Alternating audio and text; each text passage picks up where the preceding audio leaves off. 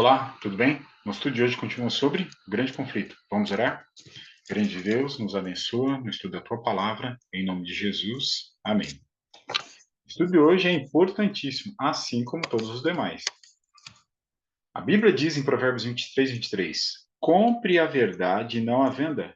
Compre a sabedoria, a instrução e o entendimento. Devemos investir nossos valores para o conhecimento da verdade. Respondeu-lhes Jesus: Eu sou o caminho, a verdade e a vida. Jesus é a verdade, porque o Espírito é a verdade. Então, o Espírito Santo também é a verdade. A tua palavra é a verdade. Então, a palavra de Deus, a Bíblia, é a verdade. A tua lei é a própria verdade. Então, os 10 mandamentos também são verdade. Os 10 mandamentos apresentam o selo de Deus. Lembra-te do dia do sábado para santificar. Trabalhe 6 dias e faça toda a sua obra. Mas o sétimo dia é do Senhor. O título. Teu Deus, o nome. Não farás nenhum trabalho, porque em 6 dias fez o Senhor. Qual é o território de Deus? O Senhor? Céus, terra, mar e tudo que neles há. Esse sétimo dia, ele é santo, abençoado e dia de descanso. Então, o que a verdade, a palavra de Deus, nos apresenta sobre os eventos finais? Haverá uma chuva intensa. Na época bíblica, haviam 2 períodos de chuva. Olha o comentário bíblico que eu tenho aqui na minha mão, página 996. A primeira chuva era chamada chuva temporã. Permite o plantio da semente no outono.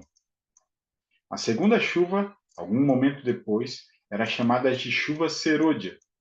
Permite o amadurecimento do grão do plantio para colheita. Percebe? 2 períodos de chuva. Primeiro para o plantio, segundo para amadurecimento e colheita. A palavra de Deus nos apresenta que esses 2 momentos de chuva serão momentos de derramamento intenso do Espírito Santo. Ele age continuamente, mas há momentos de intensidade. Isso promove reavivamento com reforma. O reavivamento falso não tem reforma. Isso também promove a pregação mundial, um alto clamor da palavra de Deus. Em contrapartida, o inimigo, usando uma nação poderosa que deixa de promover a liberdade e promove um decreto dominical, uma marca da besta. Isso vai promover uma sacudidura, um prévio tempo de angústia. Deus vai identificar ali aqueles que serão salvos, os fiéis, daqueles que não serão nesse grupo da última geração viva antes da volta de Jesus. E aí cai a primeira praga. Ao cair a primeira praga, é o sinal de que terminou o tempo do perdão, o tempo da graça. E virão então as pragas, que são 7, né? E uma grande tribulação. Oséias 6, verso 3, falando desse derramamento do Espírito, comparando a chuva dos tempos bíblicos, e ele descerá sobre nós como a chuva, como chuva serôdia que rega a terra. Joel 2, porque ele vos dará em justa medida a chuva, para descer como outrora a chuva temporã e a serôdia. Atos 2 diz, e acontecerá nos últimos dias, diz o Senhor, que derramarei do meu espírito sobre toda a carne. Vossos filhos e vossas filhas profetizarão, vossos jovens terão visões, e sonharão vossos velhos. Apenas para reflexão, olha que interessante. Quando Jesus subiu ao céu e entrou no santo no ano 31, o Espírito Santo aqui na terra promoveu uma chuva e dons de línguas. No ano de 1844, quando Jesus passou para o Santíssimo Santuário Celestial, o Espírito Santo promoveu aqui uma outra chuva, o dom de profecia, intensidade do Espírito, e manteve uma profetisa durante 70 anos. Isso é o cumprimento da promessa de Jesus. João 14,16, Jesus disse: E eu rogarei ao Pai, e ele vos dará outro consolador, a fim de que esteja para sempre. Com os fiéis, o Espírito permanece para sempre. Assim como a chuva temporal foi dada no derramamento do Espírito Santo no início do Evangelho, para efetuar a germinação da preciosa semente, a chuva serôdia será dada em seu final para um amadurecimento da seara. A grande obra do Evangelho não deverá encerrar-se com menor manifestação do poder de Deus do que a que assinalou o seu início. As profecias que se cumpriram no derramamento da chuva temporã, no início do Evangelho, devem novamente cumprir-se na chuva serôdia, no final do mesmo. Isso vai promover o último convite divino, conhecido como o alto clamor. Então exclamou potente voz, dizendo: Caiu, caiu a grande Babilônia. Ouvi outra voz do céu dizendo: Retirai-vos dela, povo meu. Então, Babilônia é um título para as igrejas que ensinam verdade e mentira junto. Lá Deus tem povo, o povo de Deus em Babilônia. Deus pede para eles saírem de lá. E dois motivos ele dá. Primeiro, você, se permanece lá, é cúmplice dos pecados dessa denominação. Você está participando, está assinando embaixo. Saia daí, fiel. Segundo motivo, essas denominações que não vão se arrepender vão receber as pragas, os flagelos de Deus que estão em Apocalipse 16. Apesar das trevas espirituais e afastamento de Deus prevalecentes nas igrejas que constituem Babilônia, olha esse texto. A grande massa de verdadeiros seguidores de Cristo encontra-se ainda em sua comunhão. Essa passagem indica um tempo em que o anúncio da queda de Babilônia, conforme foi feito pelo segundo anjo do capítulo 14 de Apocalipse, deve repetir-se com a menção adicional das corrupções que têm estado a se introduzir nas várias organizações que constituem Babilônia. Em Apocalipse 14, esse cumprimento aconteceu lá em 1843, 44. As pessoas rejeitaram a pregação da Bíblia, do primeiro anjo. Temei a Deus e dai-lhe glória, porque vinda é a hora do seu juízo. Quando as pessoas viram que suas igrejas estavam rejeitando a palavra de Deus, é como se as igrejas estivessem caindo. Agora, no futuro, vai acontecer novamente. Elas vão insistir em rejeitar a palavra de Deus e Babilônia vai cair. Mas Deus ainda tem um povo em Babilônia, e antes de sobrevirem seus juízos, esses fiéis devem ser chamados a sair. O anjo que se une na proclamação da mensagem do terceiro anjo deve iluminar a terra toda com sua glória. Predisse com isto uma obra de extensão mundial e de extraordinário poder. Então, já vimos a mensagem no tempo do fim, representada ali em Apocalipse 14, 6 a 12, as três mensagens dos anjos. Vem um quarto anjo em Apocalipse 18, e isso dá mais força, é mais chuva do Espírito para proclamar a mensagem a todo mundo. O inimigo, então, institui uma marca, em contraste com o selo de Deus, algo que está em oposição. Isso virá através dos Estados Unidos.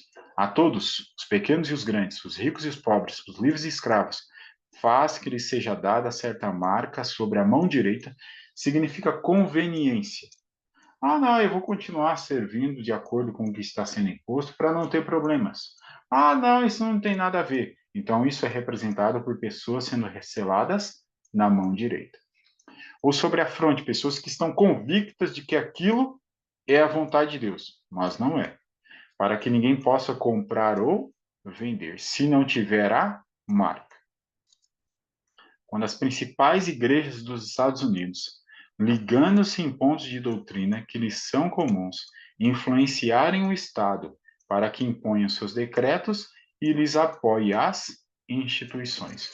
Quando os religiosos conseguirem muito apoio no poder civil, nós temos um problema. Ao aproximar-se a tempestade, uma classe numerosa que tem professado fé na mensagem do terceiro anjo, mas não tem sido santificada pela obediência à verdade, abandona sua posição, passando para as fileiras do adversário. A pregação será tão intensa que vai incomodar muita gente. Muitos vão deixar. As igrejas serão sacudidas.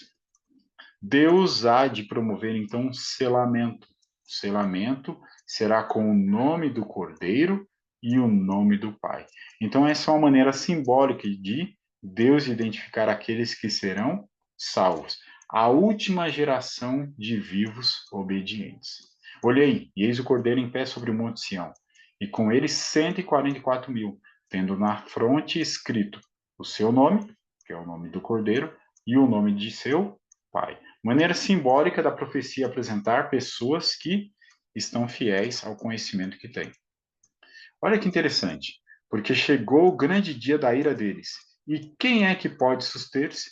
No sexto selo do Apocalipse, há uma pergunta ali relacionada à volta de Jesus. Ele vem. Quem vai conseguir suster-se na volta de Jesus? A resposta vem em Apocalipse 7. Outro anjo tendo o selo do Deus vivo. Para quê? Selarmos na fronte os servos do nosso Deus. Aí João ouviu o número dessa geração viva na vinda de Jesus. Ouviu o número. Qual era o número? 144.000. 12.000 de cada tribo de Israel. As tribos não existem mais. Tudo indica que é simbólico isso. Mas Deus vai selecionar só algumas tribos? Não. Virão salvos de todas as tribos. Aí João olha para ver. Ele ouviu e agora ele quer ver. Quando ele olha, vi e eis grande multidão. De quantas nações? De todas. Selecionou só alguns povos? Não. De todas as nações haverá salvos vivos na volta de Jesus. Percebe? Maneira simbólica do Apocalipse apresentar a última geração de vivos obedientes. Estes que se vestem de vestiduras brancas, quem são e de onde vieram? Respondi-lhe, meu senhor, tu sabes. Ele então me disse, são estes os que vêm da grande tribulação. Lavaram suas vestiduras e as alvejaram no sangue do Cordeiro. Eles são muito bons? São impecaminosos? Não. Eles são completamente súditos e subordinados a Jesus Cristo. Muitos, naquele dia, hão de dizer: Senhor, Senhor. Percebe? Pessoas religiosas estão conversando com Jesus na sua vinda. E Jesus registra isso no Sermão da Montanha. Porventura não temos nós profetizado em teu nome? E em teu nome não expelimos demônios? E em teu nome não fizemos muitos milagres? Percebe? Três ações muito conhecidas em nossos dias de pessoas religiosas que seguem a Jesus. O chamam de Senhor. Profetizam, expulsam demônios e fazem milagres. Olha a resposta de Jesus. Então lhes direi explicitamente: nunca vos conheci. Apartai-vos de mim, os que praticais a iniquidade. O que é iniquidade nesse texto? Iniquidade é a palavrinha grega anomia. O prefixo a significa sem. Nomia significa lei. Então, essas pessoas que fazem essas coisas, Jesus não disse que não acontece, elas acontecem, mas não tem nada a ver com Jesus. Fazem essas coisas e não querem nada com a lei de Deus, praticam anomia e iniquidade, Jesus não os conhece. João 8:32. E conhecereis a verdade, e a verdade vos libertará do pecado, do engano e do mal. Que eu e você nos apeguemos continuamente à palavra. Em nome de Jesus. Amém.